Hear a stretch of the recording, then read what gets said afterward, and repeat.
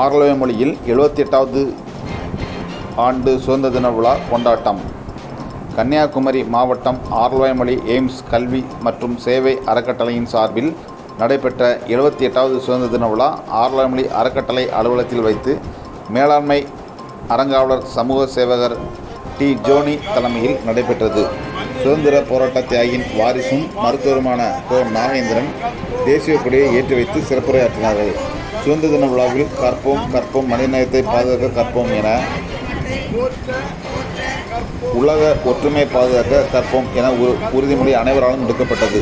இவ்விழாவிற்கான ஏற்பாடுகளை தமிழரசி, பிரின்சியா, அபின்சி ஆகியோர் செய்தனர். அனைத்து பணியாளர்களும் மாணவியர்களும் இந்த நிகழ்ச்சியில் கலந்து கொண்டு சுதந்திர தின விழாவை சிறப்பித்தார்கள். தேசிய கீதத்துடன் விழா முடிவடைந்தது.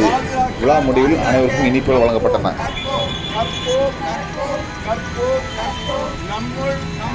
சகோதர சகோதரிகளின் பாசங்களை மேம்படுத்த